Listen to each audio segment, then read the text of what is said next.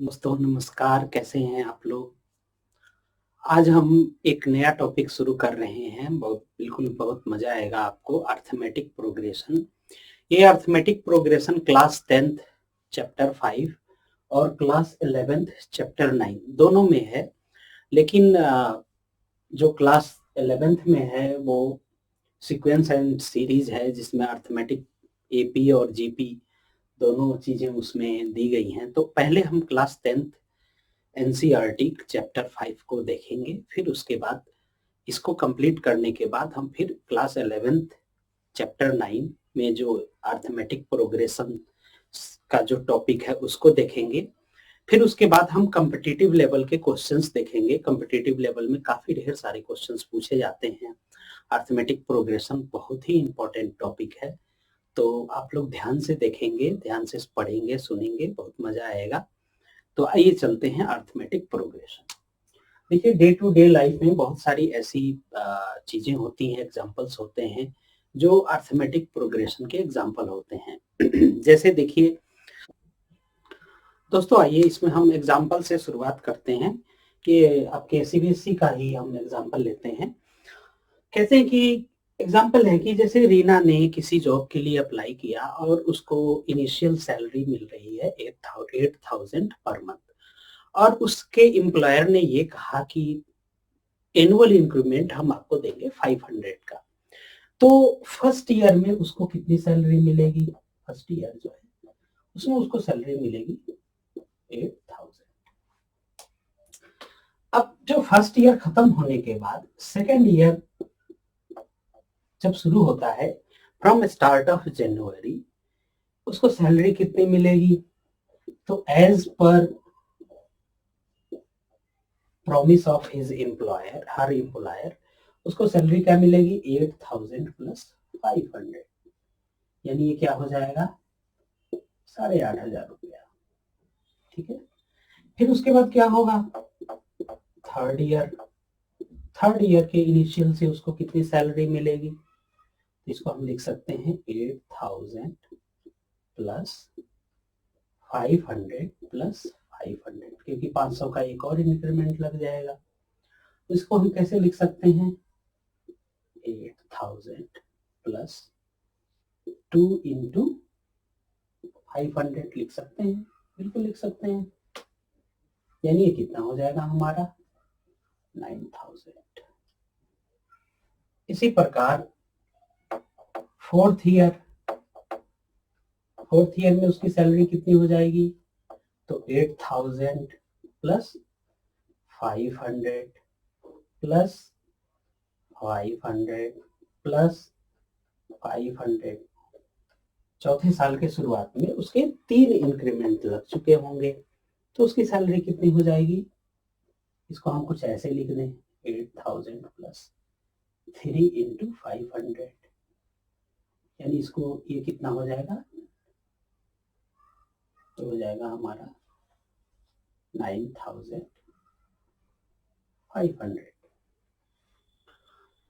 तो दोस्तों देखिए, यहाँ पर एक चीज ऑब्जर्व करने की जरूरत है कि आपसे कहा जाए कि फर्स्ट ईयर में जो सैलरी मिल रही है, सेकेंड ईयर की सैलरी फाइंड आउट करना है, तो कैसे फाइंड आउट करेंगे? तो आप ये कहोगे कि हम फर्स्ट ईयर की सैलरी को ए मान लिया और नेक्स्ट ईयर की सैलरी फाइंड आउट करना है, तो हम क्या करेंगे? ए प्लस ये जो 500 है, इसको हमने ये जो फिक्स्ड अमाउंट है जो कि हमेशा जोड़ना है, ऐड करना है, इसको हमने डी मान लिया। तो हम कहेंगे ए प्लस डी कर दें तो अगले साल की सैलरी ये आ जाएगी, बिल्कुल 800 प्लस 500, 8,000 प्लस 500 यानी 8,500। उसी प्रकार कहा जाए कि थर्ड ईयर की सैलरी आप कैसे फाइंड आउट करेंगे?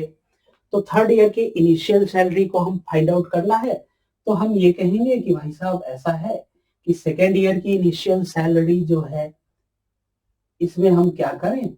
8,500 है, इसमें हम डी जोड़ दें, डी यानी कि 500 जोड़ दें, तो ये हमारा 9,000 आ जाएगा।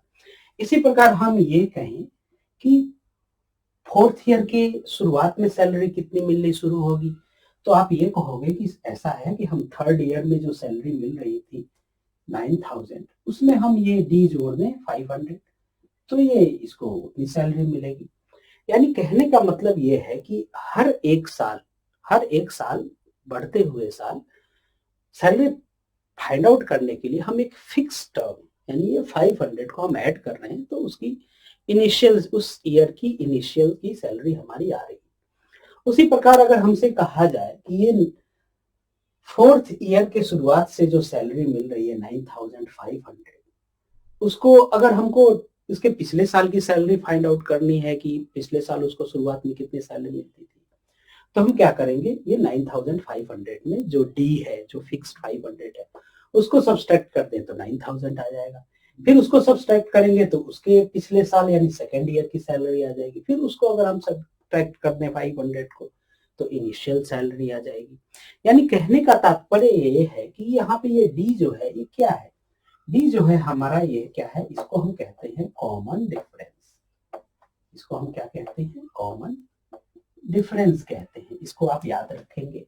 और ये जो डी की वैल्यू है ये क्या हो सकती है, इस डी की वैल्यू जो होती है ये पॉजिटिव भी हो सकती है, नेगेटिव भी हो सकती है और जीरो भी हो सकती है।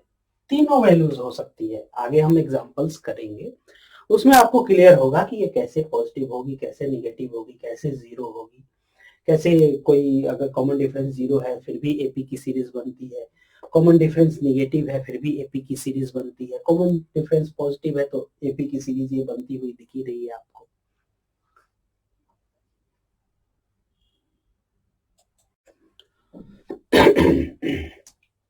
तो देखिए इसमें क्या है कि एक और एग्जांपल हम लेकर के चलते हैं कि जैसे मान लीजिए कि कहा जाए कि सीढ़ी होती है, सीढ़ी आपने देखा है, सीढ़ी कुछ ऐसे बनी होती है जिसका बेस जो होता है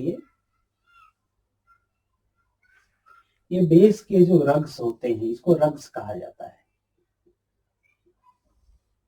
इनका लेंथ जो है जैसे जैसे आप ऊपर जाएंगे, ये जो रग्स हैं इनके जो लेंथ है जैसे जैसे आप ऊपर जाएंगे घटता जाता है। जैसे मान लीजिए ये है 45 सेंटीमीटर, ये है 43 सेंटीमीटर, ये क्या हो जाएगा 41 सेंटीमीटर, ये हो जाएगा आपका 39 सेंटीमीटर, ये है आपका 37 सेंटीमीटर। तो ये क्या है, ये एक फिक्स पैटर्न फॉलो कर रहे हैं। 2-2 सेंटीमीटर ये घट रहे हैं, घटाया जा रहा है और ऊपर जाकर के ये कम होते जा रहे हैं ये पैटर्न। तो इसका मतलब है कि ये एक फिक्स पैटर्न है। तो अर्थमेटिक प्रोग्रेशन क्या होता है, तो अर्थमेटिक प्रोग्रेशन होता है कि ये नंबर्स की सीरीज होती है जो कि एक फिक्स पैटर्न फॉलो करती है और जो सक्सेसिव टर्म्स होते हैं उसको हम प्रीसीडिंग टर्म्स से प्रीसीडिंग टर्म्स में ये जो एक फिक्स नंबर जो होता है, जैसे ये क्या है यहाँ पे वो फिक्स नंबर क्या होगा 2 होगा, ये इसको फाइंड आउट करने के लिए हम उस नंबर 45 में से अगर 2 को सब्सट्रैक्ट करें तो ये हमें 43 मिल जाएगा। इसी तरह ये इसको फाइंड आउट करने के लिए 43 में से 2 सब्सट्रैक्ट करें 41 आ जाएगा। यानी यहाँ पे फिक्स नंबर वो क्या है 2 है। तो अर्थमेटिक प्रोग्रेशन वो होता है कि ये सेट ऑफ नंबर्स होते हैं या सीरीज ऑफ नंबर्स होते हैं जिसमें कि हम एक फिक्स नंबर जो होता है उसको ऐड या सब्सट्रैक्ट करें, उसको उससे उसको ऐड करने से, हम और कुछ नहीं सीधे ऐड बोलेंगे, ऐड करें तो क्या होता है कि वो प्राप्त होता है। तो इसको हम एक लैंग्वेज की भाषा में कैसे लिख सकते हैं, तो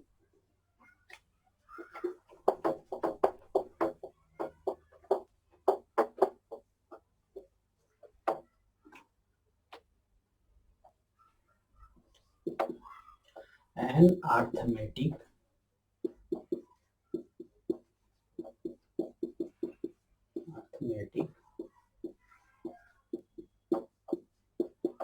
progression is a list of numbers, list of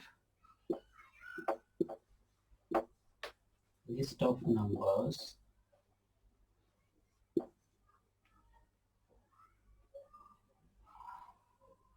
list of numbers कहें या टर्म्स कहें,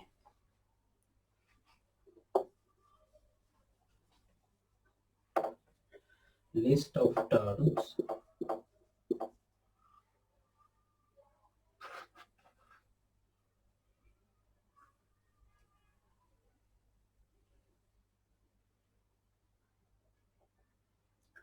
in which each term is obtained by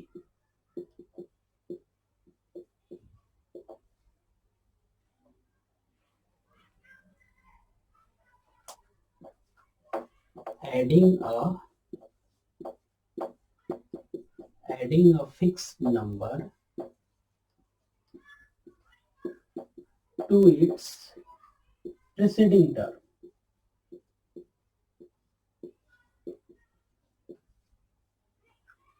Its preceding term यानी एपी अर्थमेटिक प्रोग्रेशन जो होता है वो क्या होता है, लिस्ट ऑफ टर्म्स या नंबर्स होता है। इसमें क्या होता है, each term is obtained by, प्रत्येक टर्म कैसे ऑब्टेन्ड होता है, adding a fix number two it's preceding term. जैसे उस वाले एग्जांपल में हमने देखा कि ये 8000 उसकी सैलरी थी और उसमें उसको नेक्स्ट अगर अगले न्यू ईयर में उसको इंक्रीमेंट फाइंड आउट करना है तो क्या था, उसमें हमने 8000 में एक फिक्स टर्म 500 को ऐड किया तो ये नेक्स्ट ईयर का आया। फिर उसके नेक्स्ट ईयर का हमें फाइंड आउट करना है तो इस 8000 में 8500 जो अगले इसमें हम 500 ऐड कर दिए। फिर उसके बाद का फाइंड आउट करना है तो हम क्या करेंगे, अगले साल का एनुअल इंक्रीमेंट का क्या होगा, तो उसी प्रकार ये 9000 में ये फिक्स्ड 500 रुपीज को ऐड कर दिया तो ये फाइंड आउट हुआ। तो इसी को हम क्या कहते हैं, अर्थमेटिक प्रोग्रेशन।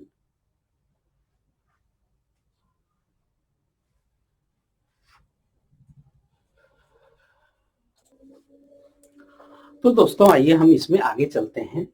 तो आपने देखा कि जो अर्थमेटिक प्रोग्रेशन होता है वो लिस्ट ऑफ नंबर्स होते हैं, टर्म्स होते हैं, जिसमें कि ईच सक्सेसिव टर्म जो प्राप्त होता है वो प्रीसीडिंग टर्म में उस फिक्स नंबर को ऐड करने पे प्राप्त होता है। तो उस फिक्स नंबर को क्या कहते हैं, इस फिक्स नंबर को हम कहते हैं कॉमन डिफरेंस। इसको कहते हैं कॉमन डिफरेंस।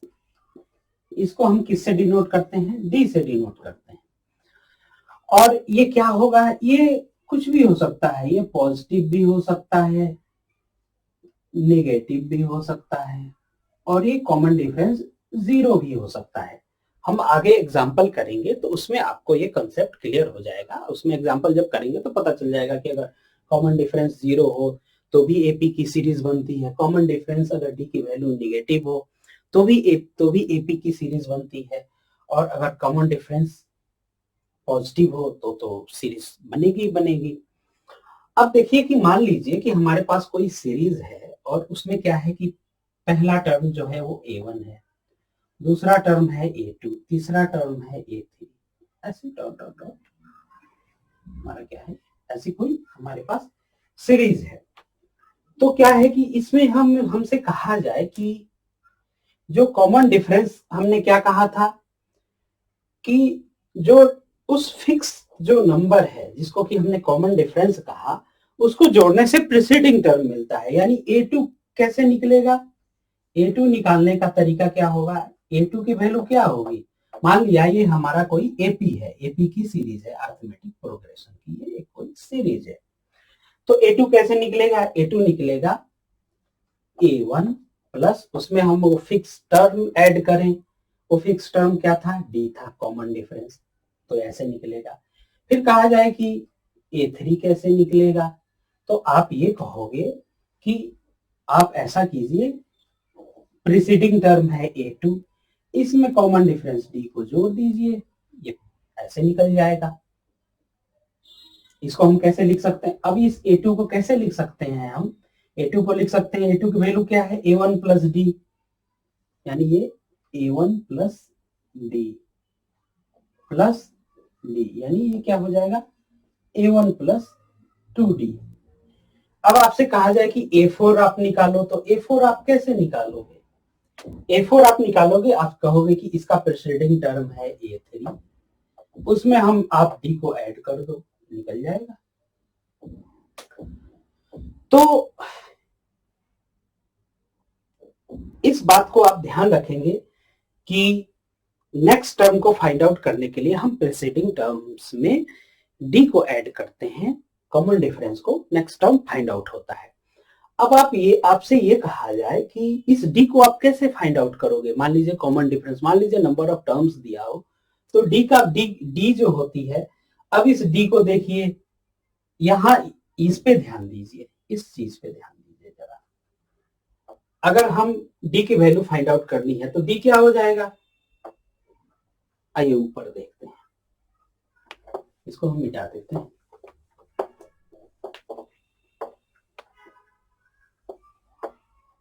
अगर आपसे कहा जाए, इसमें देखिए A2 is equal to A1 plus D, तो हम ये कह सकते हैं कि D इज इक्वल टू क्या होगा?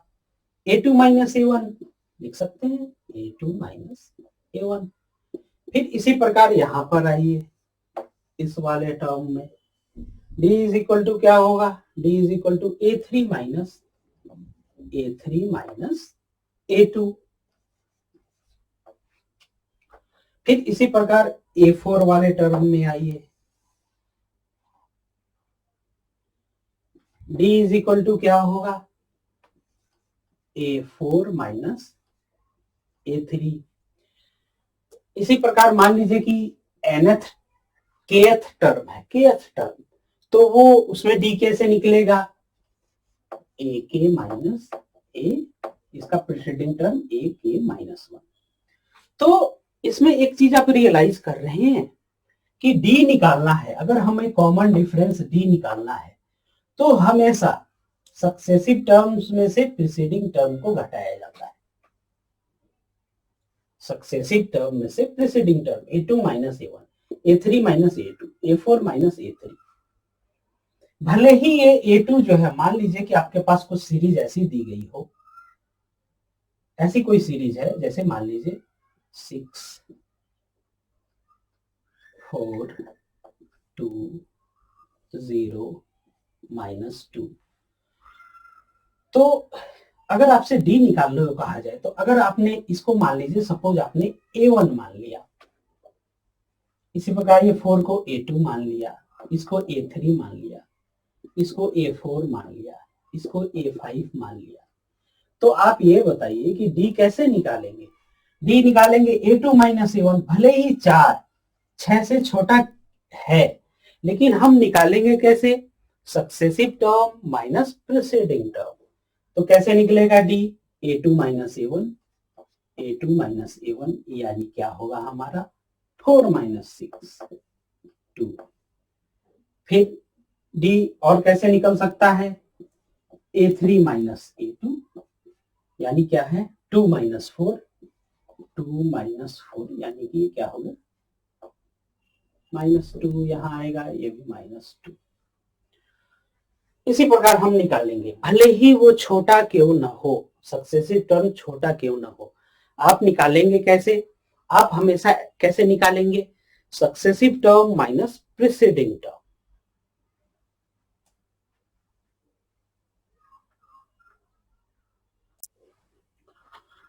दोस्तों आइए देखते हैं, अब हमसे अगर ये कहा जाए कि कोई एपी की सीरीज निकालनी है, तो उसके लिए मिनिमम इंफॉर्मेशन क्या क्या रिक्वायर्ड होगा? तो उसके लिए हमारा मिनिमम इंफॉर्मेशन जो होता है, वो होता है कि आपको एक तो फर्स्ट टर्म पता होना चाहिए। फर्स्ट टर्म क्या होता है? ए होता है। और क्या हम पता होना चाहिए? Common difference. कॉमन डिफरेंस जो कि अभी हमने देखा D। ये दो चीजें अगर हमें पता हो तो हम कोई भी एपी की सीरीज निकाल सकते हैं। जैसे हमारे सामने एक एग्जांपल है, ध्यान दीजिएगा, a equal to 6, a equal to 6 और d इक्वल टू 3। ठीक है, तो फाइंड आउट एपी, एपी का जो है एपी का सीरीज फाइंड आउट करें। और कौन सी चीज है, तो पहला टर्म तो a होता है, दूसरा टर्म क्या होता है, a प्लस डी होता है, तीसरा टर्म क्या होता है, a प्लस 2d होता है, चौथा टर्म क्या होता है, a प्लस 3d होता है, a प्लस 4d। ऐसे करके हम आगे बढ़ते चले जाते हैं। तो पहला टर्म a है, तो पहला टर्म तो बिल्कुल ये 6 का 6 रह जाएगा। दूसरा टर्म क्या होगा, 6 में हम क्या करें, 6 प्लस 3 करते हैं, ये हो जाएगा हमारा 6 प्लस 3 यानी 9। थर्ड टर्म क्या हो जाएगा, 6 प्लस 3 दूनी 6 यानी कि 12। ये क्या हो जाएगा, 6 प्लस 3 इंटू 3 यानी कि 15। इसी प्रकार ये क्या हो जाएगा, 6 प्लस 3 इंटू 4 क्या हो जाएगा, 12 और 6 18। ऐसे करके ये हमारा सीरीज क्या आ गया, 6 9 12 15 18। बस ये हमारा सीरीज आ गया। अब आप इस सीरीज को देखिए तो आप सब्सट्रैक्ट कीजिए, a2 minus a1, a2 minus a1, ये क्या आएगा हमारा 3 आएगा। इसी प्रकार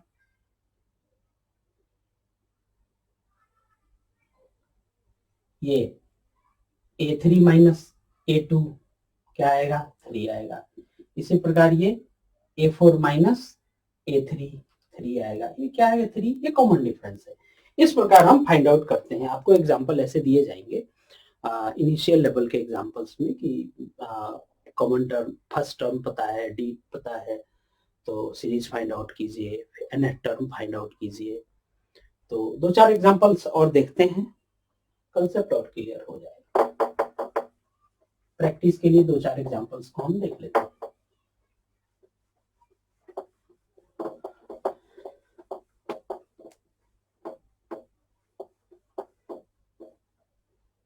ये हमारे आपके एनसीईआरटी बुक्स के ही एग्जांपल्स हैं, उन्हीं को हम देख लेते हैं।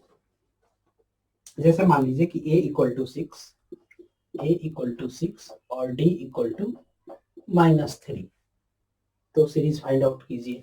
तो क्या होगा, फर्स्ट टर्म 6 हो जाएगा, सेकंड टर्म क्या हो जाएगा, सेकंड टर्म हो जाएगा 6 प्लस ये जो d होता है a प्लस डी, तो d को ऐसे लिखेंगे। फिर उसके बाद क्या होगा, 6 प्लस 2 इंटू मल्टीप्लाई होगा, फिर क्या होगा 6 प्लस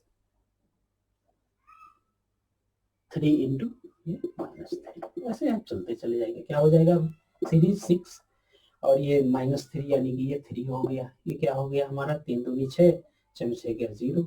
फिर ये क्या हो गया हमारा 9 -9, ये क्या हो गया हमारा 3। अब इसके आगे तो आपको खुद दिख रहा है, इसके आगे तो आप खुद कर दोगे -6, ऐसे करके आगे बढ़ते चले जाओगे।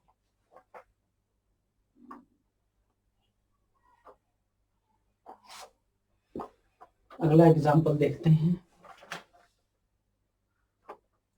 a equal to -7। अब दिया है a equal to, next example है -7 और d equal to -2, d equal to -2। यहाँ दोनों निगेटिव हैं, तो क्या होगा, ये तो as it is -7। Next term इसमें क्या होगा, a प्लस डी होता है, यानी कि -7 प्लस -2। तीसरा टर्म क्या होगा, a प्लस 2d हो, 2 इंटू डी होगा, ये होगा हमारा। ऐसे सीरीज चलेगा, यानी क्या हो जाएगा, -7 ये हो जाएगा हमारा, -9 ये हो जाएगा हमारा 4 7 3 10 -11। अब इसके बाद तो पैटर्न पता चल ही गया, -13। ऐसे करके हम निकाल लेंगे। तो ये जो सीरीज होगी हमारी वो एपी होगी, अर्थमेटिक प्रोग्रेशन की। तो आपको ये दे सकता है कि ये अरिथमेटिक प्रोग्रेशन की एक सीरीज दे दे और ये कंफर्म करा, एक सीरीज दे दे और कहे कि कंफर्म कीजिए कि क्या ये सीरीज अरिथमेटिक प्रोग्रेशन एपी में है। जैसे आपसे कोई कहे कि ये एक सीरीज दी गई है और आपसे कहा जाए कि क्या ये एपी में है, तो आप कैसे कंफर्म करोगे? तो एक इसका जो क्या है कि दो सक्सेसिव टर्म्स, प्रीसीडिंग टर्म जो होता है, सक्सेसिव टर्म जो होता है वो प्रीसीडिंग टर्म्स में से हम प्रीसीडिंग टर्म में अगर हम डी को जोड़ते हैं तो ये सक्सेसिव टर्म आता है। तो सक्सेसिव टर्म यानी A2 minus A1 should be, जो आएगा वही तो डी होता है, और A3 माइनस A2 और A4 माइनस A3 ये बराबर होने चाहिए डी के, ये बराबर होने चाहिए। तो यहाँ पे देख लीजिए A2 क्या है, 9 है, -9, -9 माइनस माइनस 7 यानी +7, कितना आया हमारा ये -2। फिर इसी प्रकार यहाँ आइए A3 माइनस A2 यानी कि -11 माइनस ये क्या हो जाएगा हमारा -9, ये प्लस हो गया +9, ये हमारा क्या हो जाएगा -2। फिर इसी प्रकार ये A4 माइनस A3 यानी कि -13 और ये क्या हो जाएगा माइनस माइनस +11, ये क्या हो रहा है -2। तो इससे पता चलता है कि ये कॉमन डिफरेंस जो है डी सेम है, इसीलिए ये जो है ये सीरीज जो है वो एपी में है, अरिथमेटिक प्रोग्रेशन में। नेक्स्ट एग्जांपल करते हैं।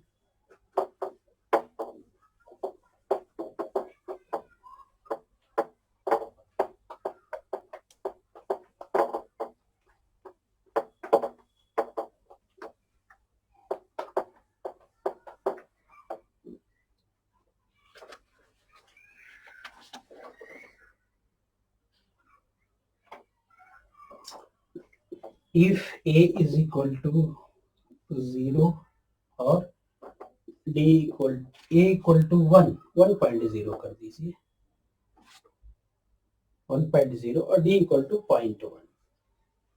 तो यहाँ पे बस निकाल लीजिए A की वैल्यू 1, A प्लस डी क्या होगा 1.1, फिर A प्लस 2D, या फिर इस टर्म में D जोड़ दीजिए 1.1 में, फिर D जोड़ दीजिए क्या होगा 1.2, फिर इसमें 0.1 जोड़ दीजिए 1.3, ऐसे करके हमारा ये सीरीज निकल जाएगा।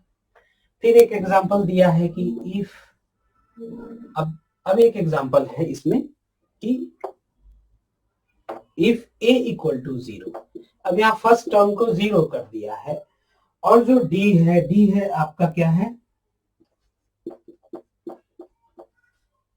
फ्रैक्शन में दे दिया है, तो सीरीज फाइंड आउट कीजिए। तो सबसे पहले D को इस फॉर्म में तोड़ दीजिए, 3/2 हो गया ये।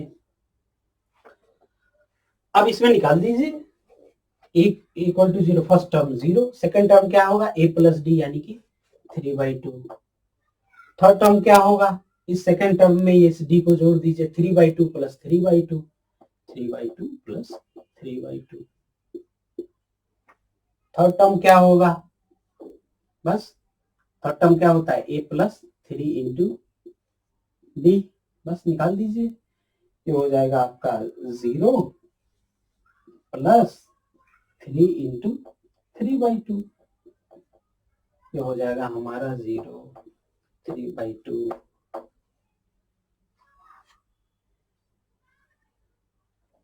सॉरी ये फोर्थ टर्म है हमारा, ये फर्स्ट टर्म 0, सेकंड टर्म ये 3/2, थर्ड टर्म ये फोर्थ टर्म 3/2, ये क्या हो गया हमारा 2 और 3 3 6 यानी कि ये हो जाएगा 2 3 6 3 हो जाएगा, फिर ये क्या हो जाएगा 9/2, ऐसे ही हमारा ये सीरीज आ जाएगा। तो इसमें क्या हो सकता है फर्स्ट टर्म भी 0 भी हो सकता है, फ्रैक्शन में भी डी की वैल्यू, कॉमन डिफरेंस की वैल्यू फ्रैक्शन में भी हो सकती है, डी की वैल्यू निगेटिव भी हो सकती है।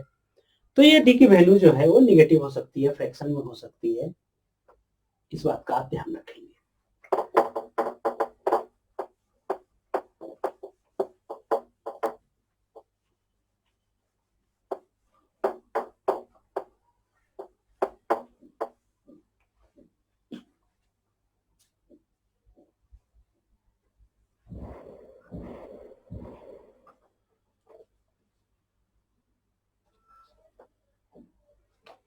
अब देखिए एक एग्जांपल दिया हुआ है कि कोई एपी का सीरीज है, एपी का सीरीज है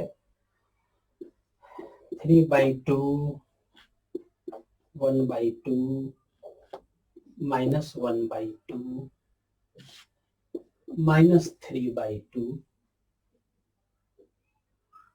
और कह रहा है इस सीरीज का फर्स्ट टर्म ए और डिफरेंस डी क्या होगा।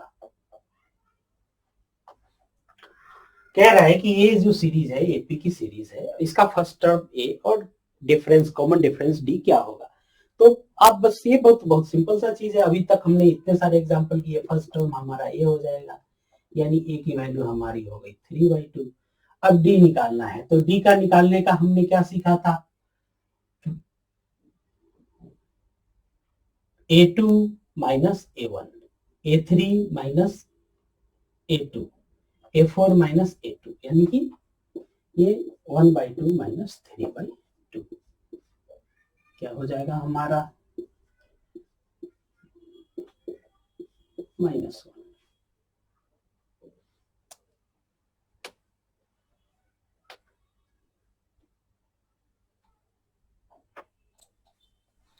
दोस्तों देखिएगा आपके सामने स्क्रीन पे सवाल है, सवाल ये कह रहा है कि which of the following list of numbers form an AP, if they form an AP write the next two terms. कह रहा है कि ये इनमें से कौन सा सीरीज जो है वो एपी है, और अगर एपी बनाता है अरिथमेटिक प्रोग्रेशन तो उसके next two terms find out कीजिए। तो देखिए यहाँ पर देखिए पहला जो है हमारा है 4 10 16 22।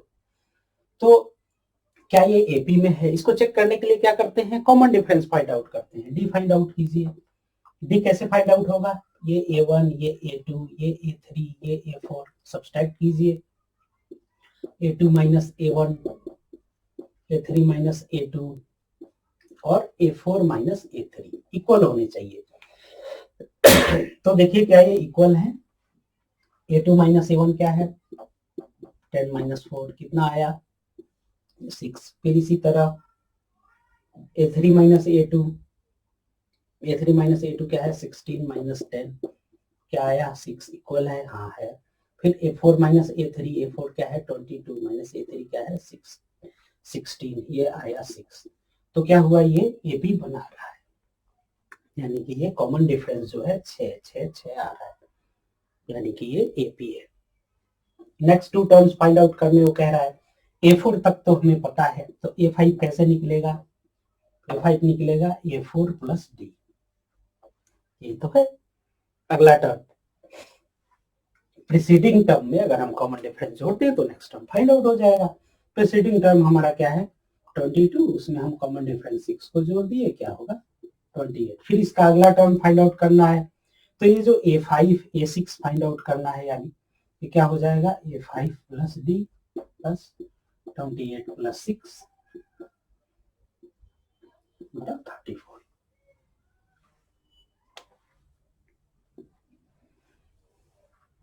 आइए नेक्स्ट पार्ट करते हैं।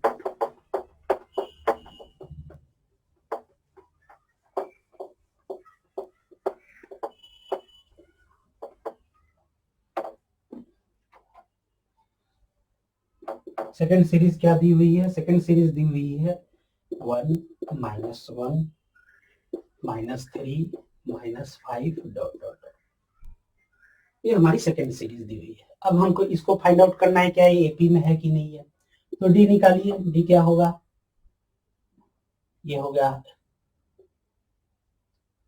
डी कैसे निकलेगा, ये A1 ये A2 ये A3 ये A4 सब्सट्रैक्ट कर दीजिए। A2 माइनस A1 यानी कि क्या होगा A2 माइनस A1 क्या हो गया -1 ये क्या हो गया -2। फिर इसी प्रकार A3 माइनस A2 -3 माइनस और माइनस -3 -1 यानी +1 यानी क्या हो गया -2। फिर उसके बाद क्या होगा A4 माइनस A3 क्या होगा -5 -3 क्या हो गया हमारा ये -2। हाँ ये एपी बना रहा है, एपी बना रहा है तो फिर क्या होगा, A4 तो हमें पता है, अब next two term find out करना है। A5 क्या होगा, A4 प्लस डी हमें पता चल चुका है, -2 है, तो A4 की वैल्यू क्या है, -5 और प्लस -2, ये हो गया हमारा -7। इसी प्रकार A6 हमारा क्या हो गया, -7, इसी में जो A5 है इसी में जोड़ दीजिए, इसी में ऐड कर दीजिए डी को, -2 यानी कि -9। नेक्स्ट एग्जांपल करते हैं।